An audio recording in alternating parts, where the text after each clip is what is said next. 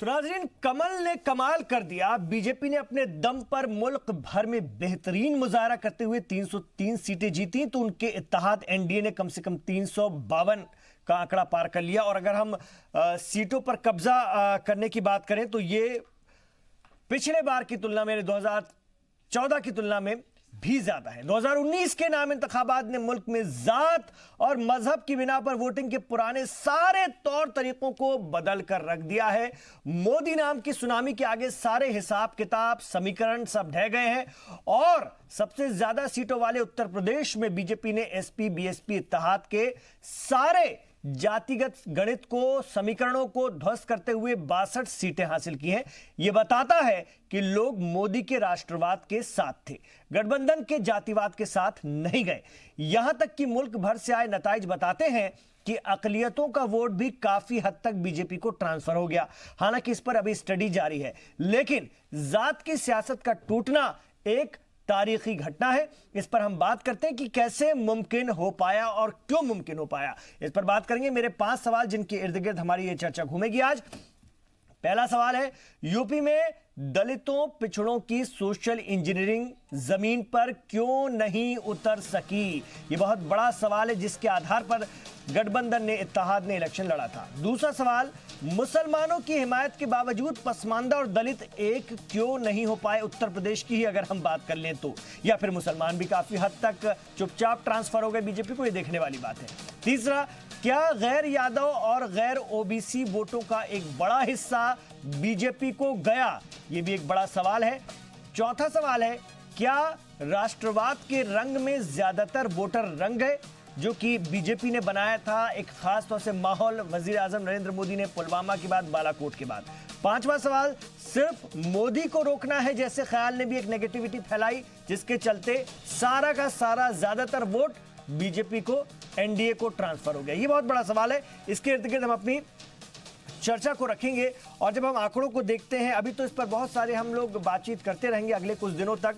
रोज कुछ ना कुछ विषय लेकर के, एक सब्जेक्ट लेकर के बैठेंगे और बैठना भी चाहिए, क्योंकि बहुत सारी चीजें अभी सामने आनी बाकी हैं। और अगर बहुत कुछ बदल चुका है, बहुत बड़े बड़े अगर चीजें हो गई हैं, तो इसका मतलब इस देश की राजनीति की दिशा और दशा पूरी तरह से बदल चुकी है। मोदी युग का आगाज हो चुका है, एक नेहरू युग हुआ। और अगर पहले चलते हैं तो एक दौर था चक्रवर्ती सम्राट विक्रमादित्य का युग, उससे पहले चलते राजा भरत का युग, फिर चक्रवर्ती सम्राट विक्रमादित्य, चंद्रगुप्त, हो सकता है मैं थोड़ा आगे पीछे हो रहा हूं, उसके बाद में सम्राट अशोक, उसके बाद में सम्राट अकबर, फिर अगर हम बात करते हैं तो महारानी विक्टोरिया, और उसके बाद एक दौर चला नेहरू युग। और नेहरू युग के बाद ये युग है, वो है मोदी युग। तो एक पूरी पीढ़ी कह सकती है कि हम मोदी युग के थे या हमने मोदी युग देखा है, ये भी अब लोग कह सकेंगे। अब ये कितना लंबा चलता है, जिस तरह के आंकड़े, जिस तरह से नताइज आए हैं, वो बताते हैं कि बड़ा लंबा चलेगा, ये बड़ा लंबा चलेगा। बहरहाल, वजीर आजम नरेंद्र मोदी ने जीत के बाद क्या कुछ कहा, जरा वो सुनते हैं। मैं आज इस पल देशवासियों के सामने भी कुछ कहना चाहता हूं। मैं देशवासियों को विश्वास दिलाना चाहता हूं कि आपने इस फकीर की झोली तो भर दी। मेरे प्यारे देशवासियों, आपने इस फकीर की झोली भर दी है। बड़ी आशा अपेक्षा के साथ भरी है, मैं जानता हूं। आपकी आशा आकांक्षा, आपके सपने, आपके संकल्प, बहुत कुछ इसके साथ जुड़ा हुआ है। मैं इसकी भली भांति इस गंभीरता को समझता हूं, लेकिन मैं देश को कहूंगा कि आपने 2014 में मुझे ज्यादा जानते नहीं थे, लेकिन आपने भरोसा किया। 2019 में आपने मुझे ज्यादा जानने के बाद उसमें और ज्यादा ताकत लाई।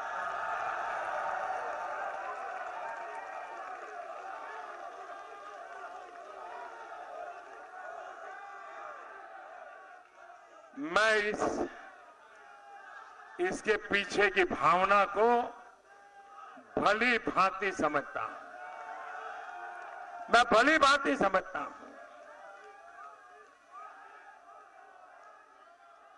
जैसे अमित भाई कह रहे थे कि बहुत वर्षों के बाद एक चुनी हुई सरकार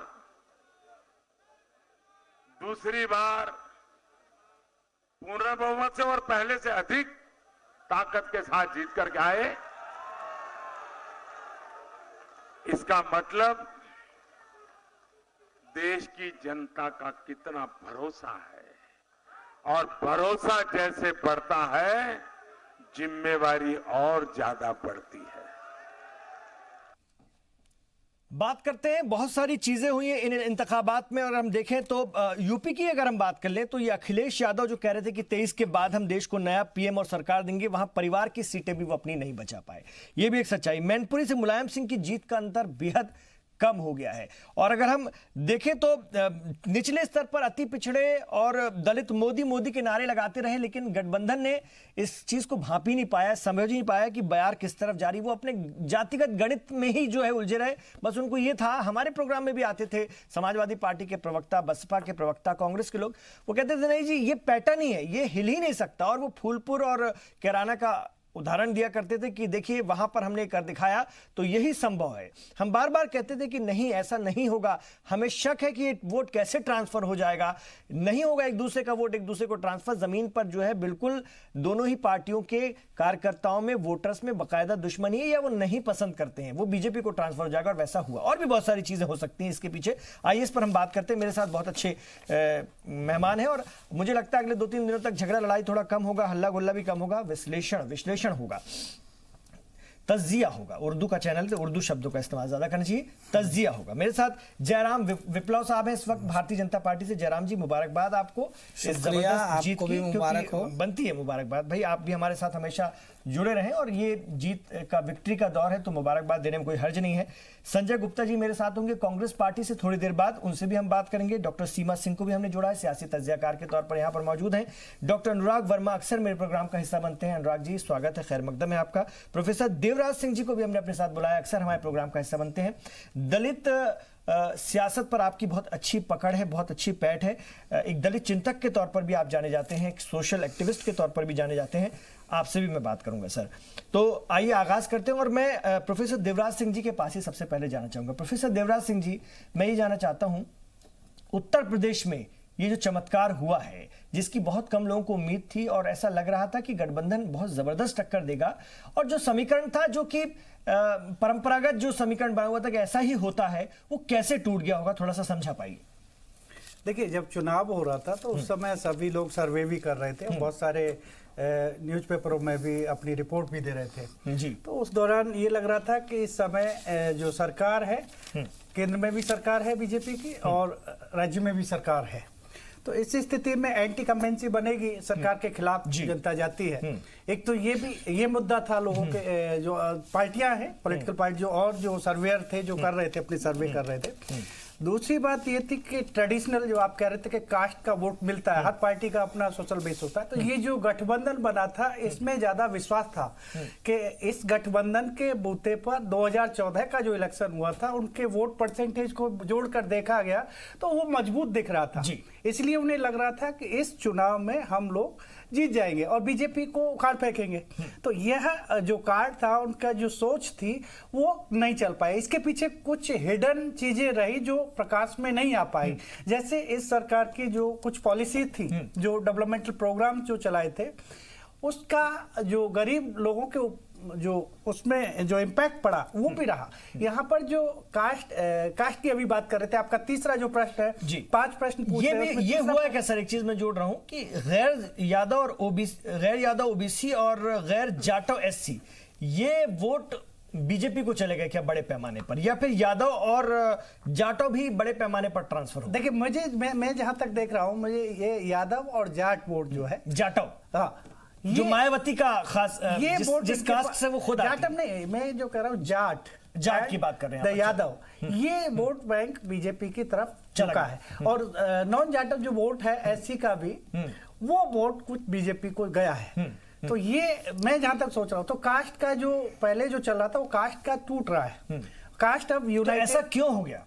देखिए, कास्ट की जो पॉलिटिक्स है कोई भी पार्टी नहीं करना चाहती है, कास्टलेस डेमोक्रेसी होना चाहिए, लेकिन वास्तविकता ये है कि कोई भी पार्टी इससे हटना भी नहीं चाहती है, चाहे वो पार्टी का संगठन हो, चाहे वो टिकट डिस्ट्रीब्यूशन हो। सपा और बसपा तो इसी आधार पर लड़ रही थी ना। तो ये चीज अब जैसे ऐसा क्यों हो गया? ये बदलाव जनता ही लाएगी। हमारी सोच थी, पार्टियों की सोच है, राजनीतिक दलों की सोच है कि जाति के आधार पर ही हम सब कुछ करेंगे, लेकिन जनता ने उसको बदल रही है। तो क्या सोच लिया होगा लोगों ने, क्या सोच लिया होगा? मतलब मोदी का चेहरा है, मोदी की वजह से गया है, यानी मोदी को गया है, या बीजेपी को चला गया है, ये भी थोड़ा समझाइए। देखिए, ये बात रियली है कि जो बीजेपी की जो पॉलिसी है सबसे ज्यादा इंपॉर्टेंट तो मोदी जी का आ रहा है, क्योंकि उनको जो फर्स्ट जनरेशन की लीडरशिप है उनके पास, उनका जो अनुभव है वो यानी नीचे से लेकर, रूट से लेकर और टॉप तक उनका सारी चीजें वो जानते हैं, और उनके द्वारा जो प्रोग्राम पॉलिसी चलाए गए हैं वो आम जनता के हित में ज्यादा है। आम जनता यानी जो गरीब लोग हैं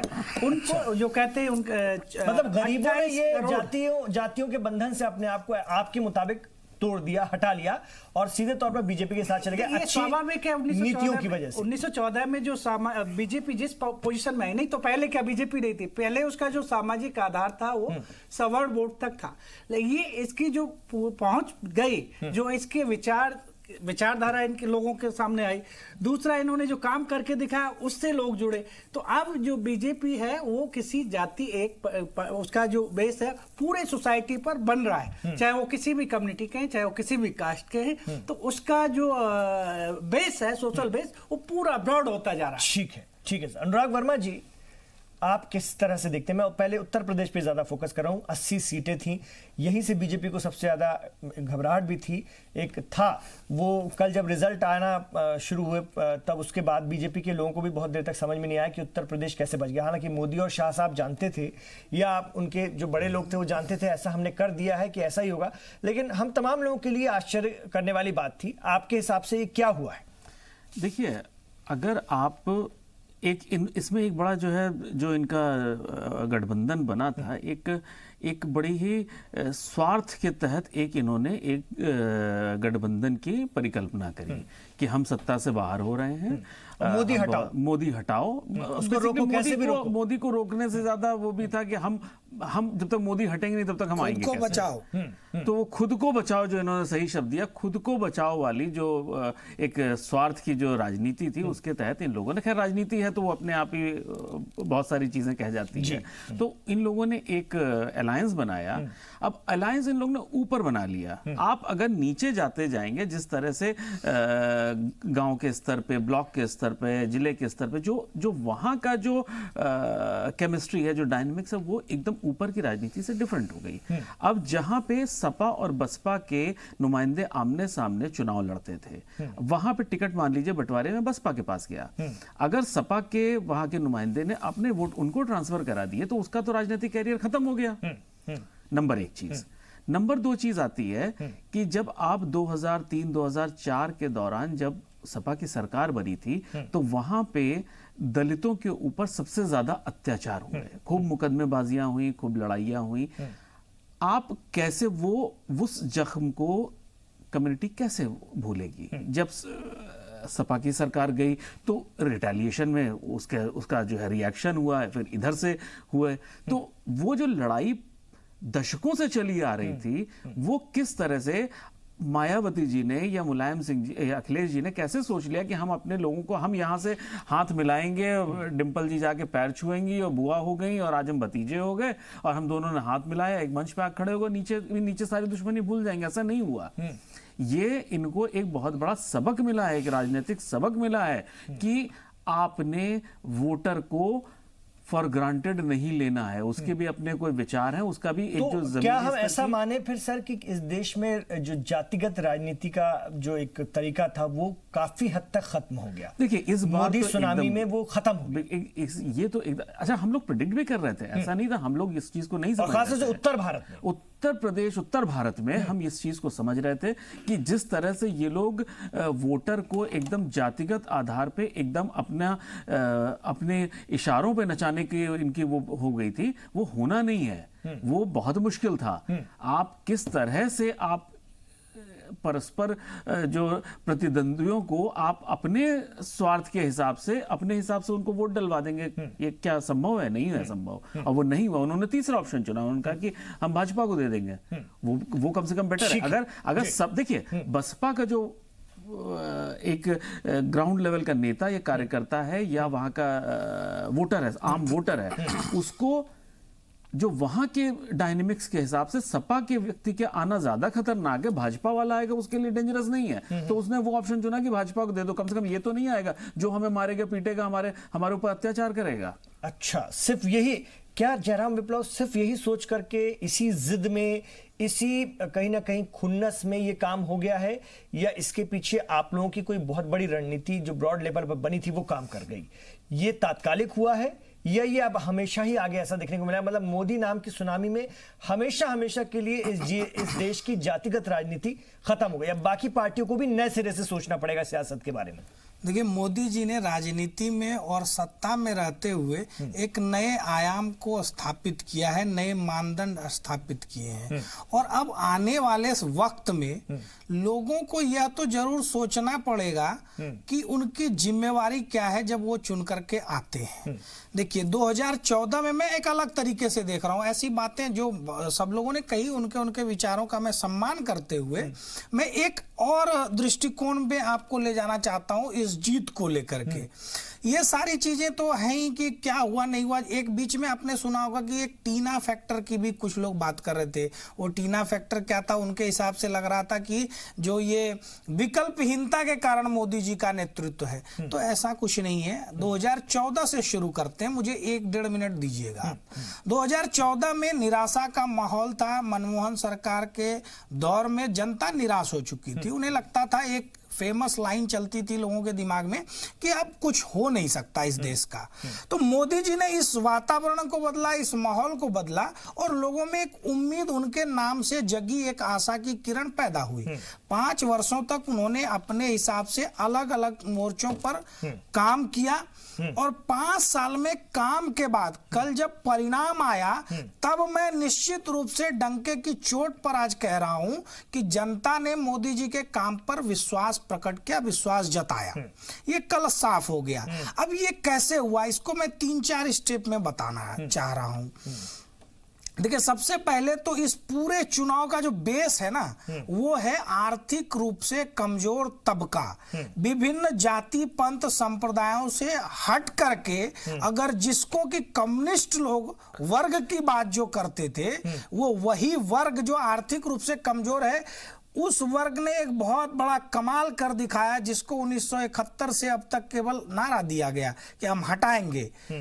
उस गरीबी हटाओ का नारा सुनने वाले लोगों ने ये करके दिखाया। कैसे, मैं बताऊं आपको कि देखिए, 4 मुख्य रूप से 4 काम मोदी जी के।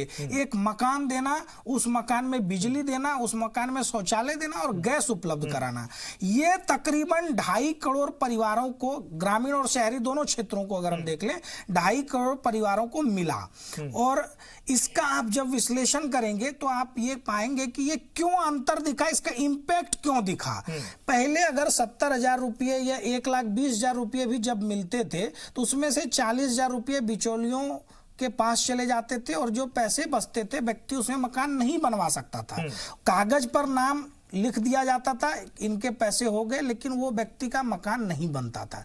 मोदी शासनकाल में डायरेक्ट बेनिफिट ट्रांसफर के माध्यम से, और कई जगह तो सरकार ने खुद ही बना करके दिया। अब आपको एक मकान दिखेगा, उस मकान के सामने लिखा होता है प्रधानमंत्री आवास योजना, और उस मकान में शौचालय भी है, बिजली भी है और गैस भी है। मैंने देखे हैं वैसे मकान। हाँ, नहीं, मैं बिल्कुल सही कह रहे हैं आप। देखा की बात कर रहा हूं। मैंने देखा, खुद अपनी आंखों से देखा कि दूसरी चीज इमरान भाई, आप देखें कि किस प्रकार का नैरेटिव चला सारे स्टूडियोज में। आप और हम, कई बार मैं भी चुप हो जाता था बोलते बोलते। लोग कहते थे साइलेंट वेव है, एक अलग तरह की बात कही जाती थी, ताकि साइलेंट वेव कहने वाले लोग ऐसे थे जो जीत के बाद कह सके कि वो जिस तरफ पलड़ा भारी होगा उधर वो अपनी बात को मोड़ सकेंगे। देखिए भाई साहब, मैंने कहा था साइलेंट कहीं नहीं था। आप तमाम टीवी चैनलों की बाइट्स उठा करके देखिए, जब भी किसी देश की नागरिक से, मतदाता से पूछा गया कि चुनाव में आप क्या सोच रहे हैं, तो उसने मोदी का नाम खुले तौर पर या परोक्ष रूप से छिपे तौर पर, छिपे शब्दों में उसने मोदी जी का नाम लिया। ये एक चीज थी। दूसरी चीज, जो 15% का मत बढ़ा था लगभग 2014 में 2009 के मुकाबले, वो मत प्रतिशत बरकरार रहा। 1951 के बाद से पहली बार देश में सबसे ज्यादा वोटिंग हुई है, और ये प्रो इनकम्बेंसी को दर्शाता है। भारत के लोकतंत्र में पहली बार एक सरकार के समर्थन में एक लहर स्पष्ट थी। उसमें राष्ट्रीय सुरक्षा का भी मुद्दा था, उसमें किसानों के सम्मान का भी मुद्दा था, उसमें गरीबों के कल्याण का भी मुद्दा था, युवाओं के स्वरोजगार का भी मुद्दा था। अभी मैंने गरीबों के कल्याण को लेकर जो कुछ हुआ उसको मैंने समझाया आपको। ठीक है सर, नहीं वो आपने बिल्कुल, इस बात को तो मैं भी मानूंगा। मैंने एक मुस्लिम तबके के व्यक्ति का वैसा घर देखा था, और वो जिन परिस्थितियों में पहले रहते थे, जब मेरा वहां जाना हुआ तो उन्होंने बताया कि ये घर हमें मिला, और वो लिखा भी हुआ था बकायदा, कितना पैसा अलॉट हुआ, उसके बाद कितने दिनों में ये काम हुआ, सब कुछ उसमें प्रॉपर लिखा रहता है, और उनका बड़ा अच्छा उनको घर बन के मिला था। तो ये चीज़ हुई है, और इसका भी फर्क पड़ा होगा। मैं डॉक्टर सीमा सिंह जी के पास आना चाहूँगा। डॉक्टर सीमा सिंह जी, काम के बारे में तो जयराम विप्लव बताया, उसमें कोई शक ही नहीं है, लोगों ने वोट किया। इतना बड़ा मैंडेट तो ऐसे आ नहीं सकता हवा में। लेकिन सोशल इंजीनियरिंग जो बीजेपी ने की, वो गठबंधन से, अगर उत्तर प्रदेश की हम बात करते हैं, तो वो बहुत पहले से क्या जमीनी स्तर पर काम वो कर चुकी थी, जो बाद में गठबंधन करके सपा बसपा ने सोचा और उसको जल्दबाजी में लाने का प्रयास किया। देखिए, जो उपचुनाव में भाजपा की हार हुई थी सपा और बसपा के गठबंधन के कारण, वो जरूर भाजपा के लिए एक अलर्ट बटन था। उसके बाद इन्होंने अपनी स्ट्रेटजी को इनको बनाने का मौका मिला। और अगर आप 2019 का इलेक्शन देखिए, ये इलेक्शन कई मायनों में बहुत ज्यादा महत्वपूर्ण है। ऐसा नहीं कि बीजेपी ने किसी एक चीज पे फोकस करके इलेक्शन लड़ा, ये पूरी एक मेटिकुलस प्लानिंग थी। पहली बात, अगर आप ये देखिए तो नरेंद्र मोदी का अपना खुद का एक करिश्माई व्यक्तित्व है। दूसरी बात यहाँ पे ये है कि अगर आप भारत की जनता को देखिए, जिस तरीके से मतदान हुए हैं और जिस तरीके से रिजल्ट आए हैं, उससे ये समझ में आता है कि लीडरशिप को लेकर के कितना बड़ा वैक्यूम था, जिस गैप को मोदी जी ने भरा। क्योंकि देश एक निर्णायक नेतृत्व चाहता था, एक ऐसा नेतृत्व जिसपे देश के हर सिटीजन को भरोसा है कि अगर मोदी या प्रधानमंत्री वहां पे हैं, ये उसी तरह की तो बातों में जो एक जमाने में वोटर इंदिरा जी में देखता था या नेहरू जी में देखता था। एक लीडरशिप है जो बहुत ही डिसाइसिव है, जो खुल करके बोलती है। दूसरी इसमें सबसे इंपॉर्टेंट बात ये रही है कि मोदी जी ने शुरू से एक नारा दिया, सबका साथ सबका विकास। और अभी आप लोगों ने भी बोला, 3-4 मुद्दों पे वाकई में उत्तर प्रदेश में मैंने खुद देखा है, ग्राउंड लेवल पे irrespective of your caste and religion, हर व्यक्ति को इसका फायदा हुआ है। और अगर आप मोदी जी की प्लानिंग को देखिए तो सबसे पहले उन्होंने जनधन योजना खोली ताकि बिचौलियों को हटाया जाए और डायरेक्ट कैश बेनिफिट बेनिफिशियरी को पहुंचाया जाए। सीमा जी, मैं आपके पास आ रहा हूं, आपके पास आ रहा हूं सर। सीमा जी की बात में कमर्शियल थोड़े ज्यादा हैं, हम चाहते हैं कि वो भी चलते रहे। एक छोटा सा वक्फा हम यहाँ पर लेंगे। आपका प्रोग्राम बहुत हिट है, लगातार इसके व्यूअर्स बढ़ते जा रहे हैं, देखने वाले बढ़ते जा रहे हैं। एक छोटा सा वक्फा, अभी हाजिर हो रहे हैं।